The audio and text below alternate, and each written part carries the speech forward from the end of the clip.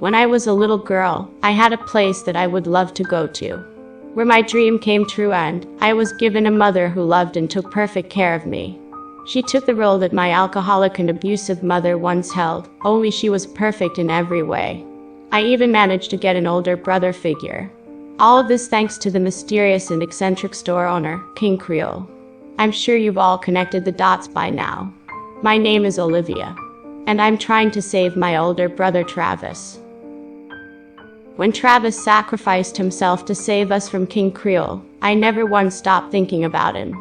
Thinking about how terrible it was that he was trapped there forever without anyone to help him, under the clutches of the voodoo man who had seen fit to have given me my mom, and yet had taken my brother from me.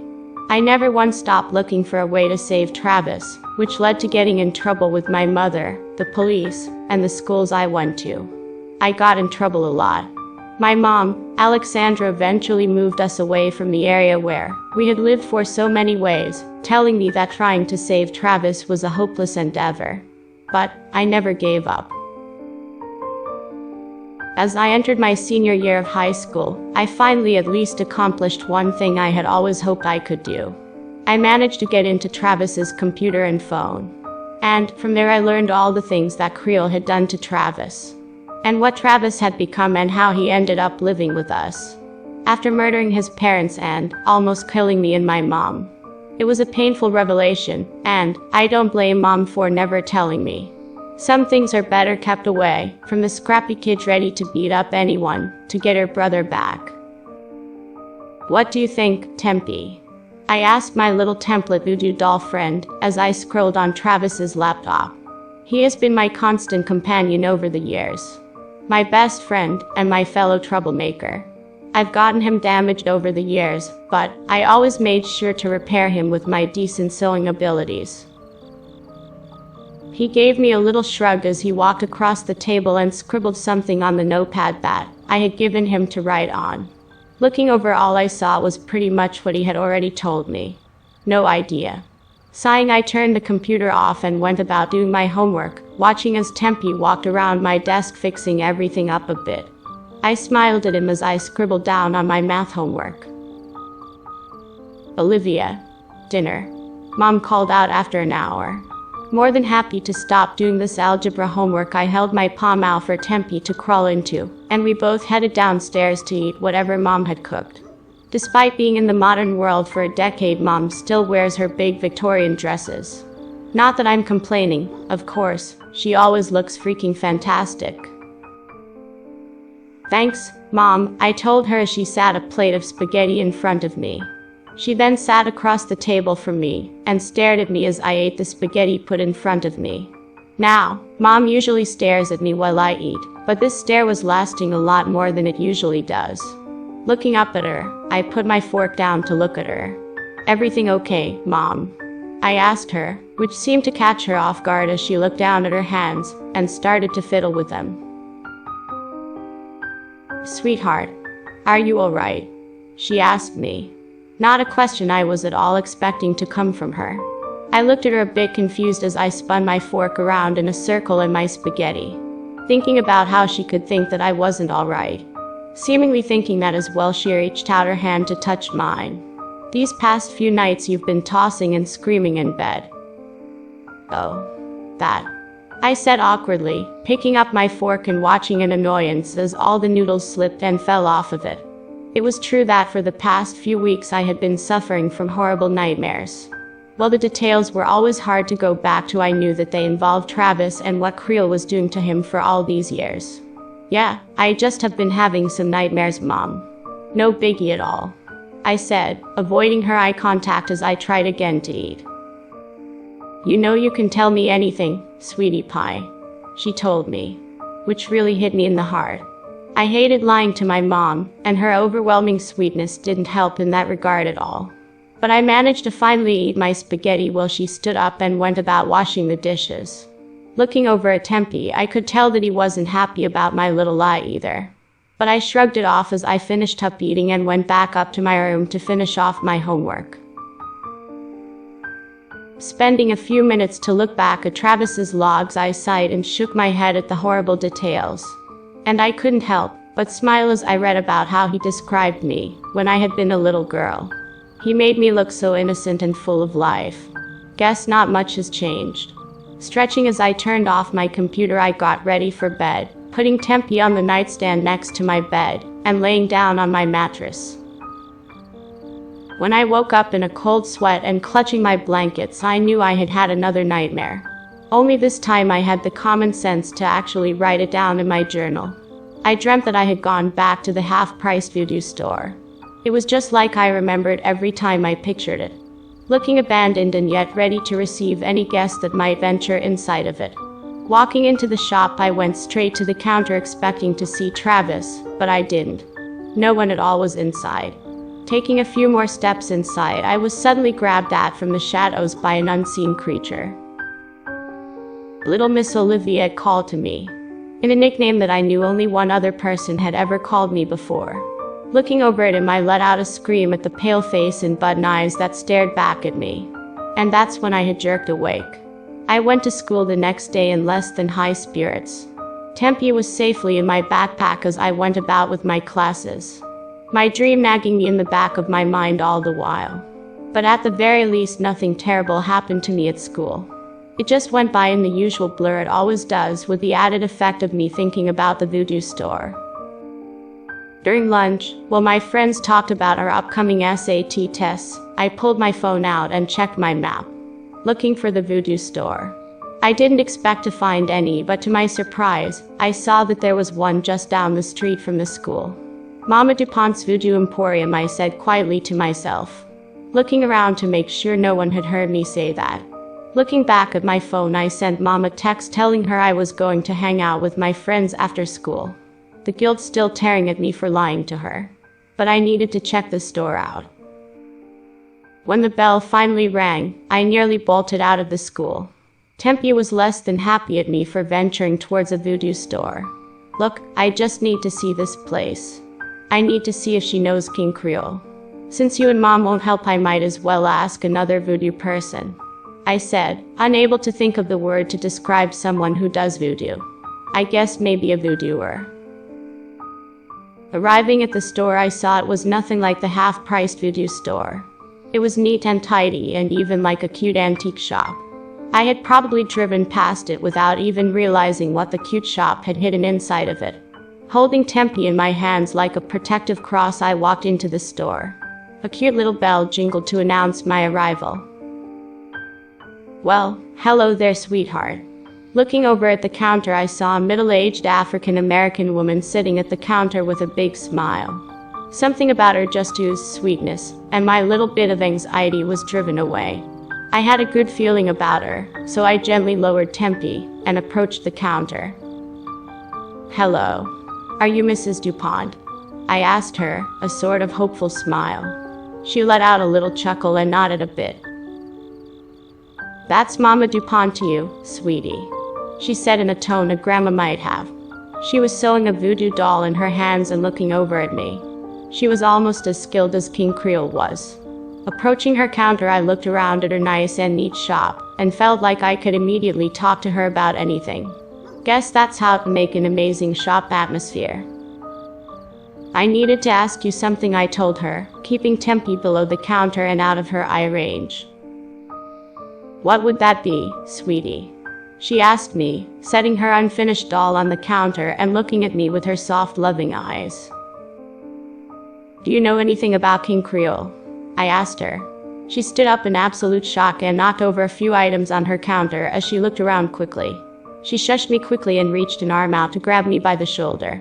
Not in a malicious way, but like a parent catching their child from falling. Don't say that name. Sweetie, we do not speak of him at all.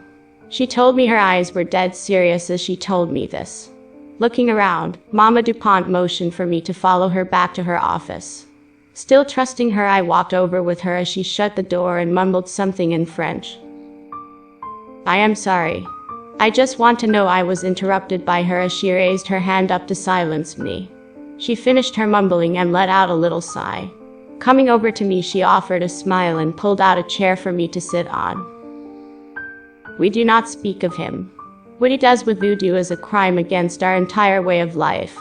she said with a sigh, before looking over at me. You want to know where he is, don't ya? She asked me, sitting across from me, and running a hand through her black hair. I thought I recognized that little doll of yours. It's you in there, isn't it, Charlie? She asked the doll, to which Tempe squirmed in my hands, and offered her a nod. You know him? I asked her, to which she offered a chuckle and shook her head. No, not personally. But my mama was best friends with his mother.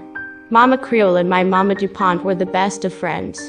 When she said that, Tempe started squirming and I sat him on the table next to us. Mama DuPont took one look at him and gave a nod. So, what does a sweet girl like you want with King Creole?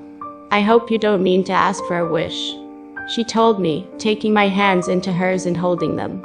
I smiled at her and shook my head. I had already gotten away with a wish as a kid. Don't think Creole would even entertain the idea of giving me a wish after all. I want to rescue my brother from him, I told her. She raised a brow at me and let go of my hands. Looking over at Tempe, the little doll nodded back at her, and Mama DuPont looked back at me with a look that was a mix of sadness and amusement. I don't think I'll be able to dissuade you from your current path. She sighed, lifting her hands up and taking the necklace she was wearing off, and handing it to me. If you must go there, please wear this. It'll keep you protected from anything he might do to you, she said, standing up and stretching. She saw I was looking at the necklace with suspicion, and let out an awkward chuckle. It's safe, I promise. Voodoo is meant to protect, not harm like how he has perverted it, she explained, taking the necklace and wrapping it around my neck. So, you do know where he is? I asked her, holding the necklace in my hands and twirling the small carving at the end. She nodded and walked over to her desk and rummaged through her desk. Giving a nervous sigh, she walked over and handed me a business card. We tend to like to know where he is. This was the address of his last shop. She told me, sitting across from me and looking at me with a motherly stare that I knew all too well. Promise me, sweetie Olivia. I interrupted. Not that I didn't mind her calling me sweetie, I just felt like I would take her warnings a bit more seriously, as long as she called me by my name. Olivia. Promise me that you'll get your brother out of there and never again mess with Creole and his cabal of horrible creatures, she told me, picking up Tempe and handing him back to me. I looked at her in confusion at the word she'd chosen to use. Cabal. I don't understand what you mean, I told her. To which she looked at me and I could tell that she had said too much. Standing up, she went over to her desk again and proceeded to pull out a small little notebook. I hope you won't have to come into contact with them, but this should help you if you do. Taking the notebook when she handed it to me, I opened it up and looked down at its contents and raised a brow at it. It was filled with sketches and short descriptions of the images that were provided. Looking over at the card still in my hand, I was finally able to read the address in my mind out. It wasn't far from my house. Thank you for everything, Mama DuPont, I told her, standing up and shoving the notebook into my backpack. She was still staring at me with worry on her face. Just like my mom does whenever I so much as mention the half-priced Voodoo store. I promise I'll be safe, I told her with a smile. I believe you, Olivia. But I just don't trust what he'll do to you, she said softly, offering me her hands again. I accepted them and gave them a reassuring squeeze. Finally able to leave Mama DuPont's, I started on my way home.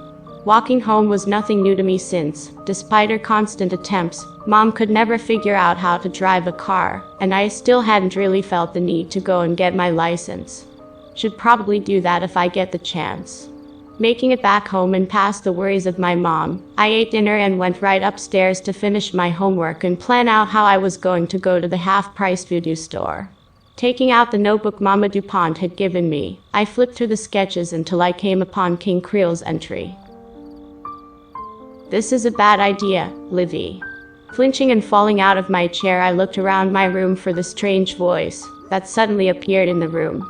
Looking over to the mattress, where I had left Tempe, I breathed a sigh of relief when I saw he was still sitting there. Although the figure sitting next to him in bed did leave me just a little bit freaked out. You must really not want me to do this, if you're coming out to talk to me, Charles, I told the tan man sitting on my bed. Charles Sumner, the man who had become King Creole. The man whose soul is trapped inside my voodoo doll. And my best friend in a weird way. But I need to save Travis. Livy, what if there isn't a Travis to save? He's been trapped there for over 10 years. It didn't even take that long to turn the boy into a murderer. I can't even imagine what I've turned him into now. His warnings weren't completely unfounded. I had been afraid of these thoughts, and had done my best to try and overcome them. I still have to try. If it was me who was trapped in there, he'd do anything to save me. He gave himself to Creole, just so I could have Mom back. I told him, tears starting to form at the corners of my eyes. Because of me, he's fucking stuck in hell. He doesn't deserve the Charlie. I told him, the tears falling freely as all my pent-up emotions came flooding through. You can't think like that, Livy, Charlie told me, reaching a hand out to me, and holding my cheek as he wiped the tears from my face. Travis loved you and Alexandra, so he gave himself up to protect the two of you. And as messed up as my other half is, he'll keep that end of the deal. But take Travis away from him, and he won't stop till he's hurt you beyond repair. Charlie warned me, as he wiped the few tears left in my eyes. I know, Charlie. I sniffled, looking at his soft, loving eyes before looking away and back to the notebook. But I still have to try and save him, I told him. Looking back and seeing that he was no longer there anymore. Sighing, I went back and decided to just turn in early for the night. Washing my face and changing into my PJs, I got into bed and closed my eyes to try and catch some sleep. Opening my eyes, I looked around in confusion as I suddenly found myself sitting in an auditorium. I had front row seats, and looking around I couldn't really tell what the other people around me looked at.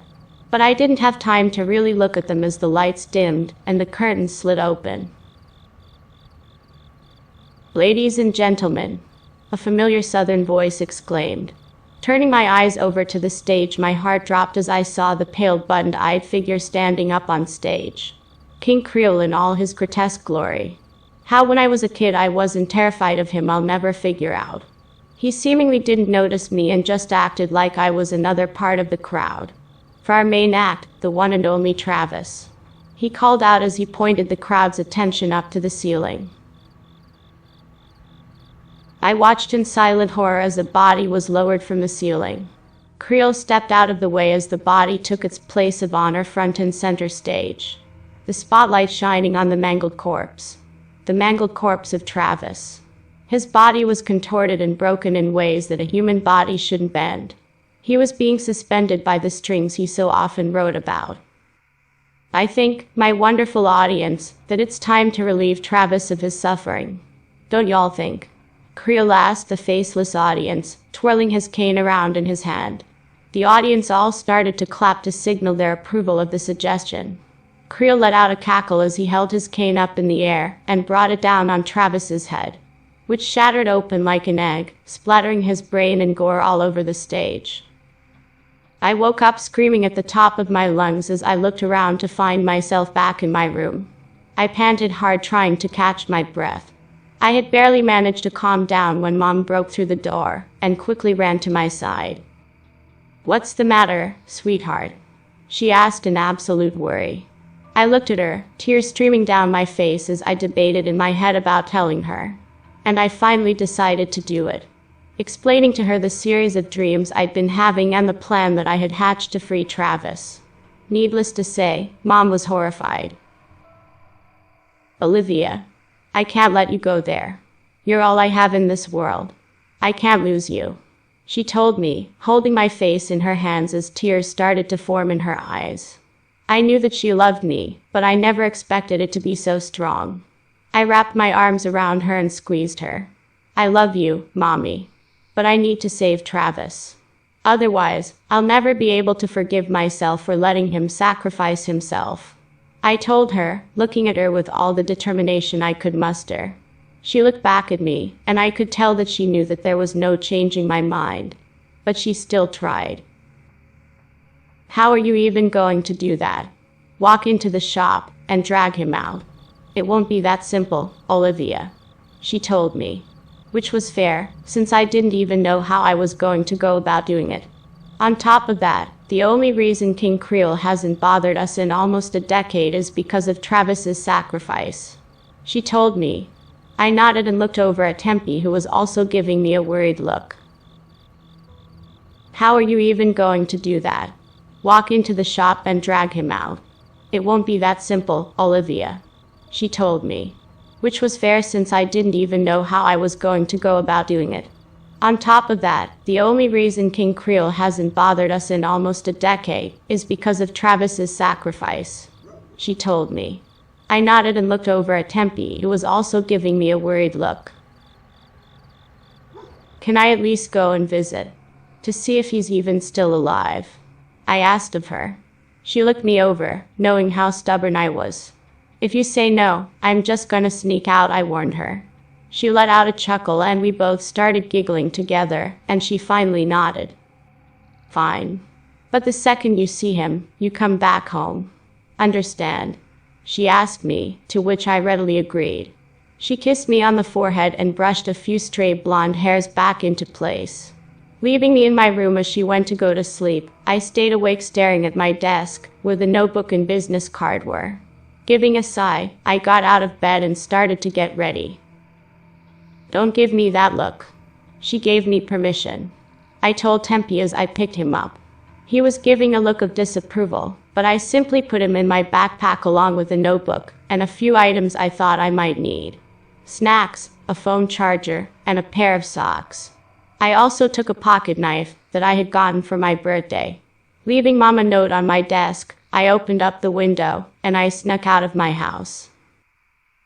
Walking down the streets at midnight was sort of relaxing and only a little bit scary. The streetlights helped illuminate my path as I followed the map instructions on my phone for the half-priced Voodoo store. Alone with my thoughts as I walked towards my destination, I thought up a million other ways in which I could save and free Travis. None really got to the point where we could make it out of the door alive, but I was confident I could think of something.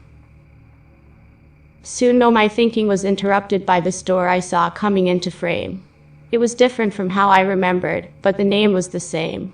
All King Creole's half-priced Voodoo store. He really should think of a shorter name for his store. Taking a deep breath, I walked closer to the store and saw that they were open 24 hours. Stopping and pulling Tempe out of the bag, I held him close as I opened the door. I opened the door to find it wasn't Travis manning the counter. It was some random teenager, maybe my age. I didn't recognize him, but then again I didn't exactly pay much attention to anyone outside my friend group. Oh shit, someone actually comes in this late. He asked in surprise as I quickly shoved his phone in his pocket and looked over at me. I offered him a smile as I walked up to his counter and saw that his name according to his NAMA tag was John. Hey, sorry to bother you so late, I told him, my worry building since Travis wasn't manning the post he should have been. I was wondering, could I talk to your boss? I asked him, noticing that all the voodoo dolls were staring at me. I offered them all a wave, and they all seemingly calmed down and returned to their neutral stares. Yeah. You got a wish or something? John asked me, sitting up in his chair a bit. I didn't really, but I needed a reason to speak to King Creole, and this was the best way to do it. He nodded and stood up, giving himself a bit of a stretch. He walked over towards the office and knocked on the door. Travis, we got a wish. My heart dropped when he said that. And when the door opened and the figure stepped out of the office, I held my hands over my mouth, dropping Tempe to the floor. Someone has a wish, huh? If it's this late, it must be very important. The figure chuckled as he stepped fully into the light. His button eyes and stitches across his neck might have convinced someone that he was King Creole. But those red painted cheeks and his face were enough for me to know that it wasn't the voodoo man. What can I help you with, miss? It was Travis.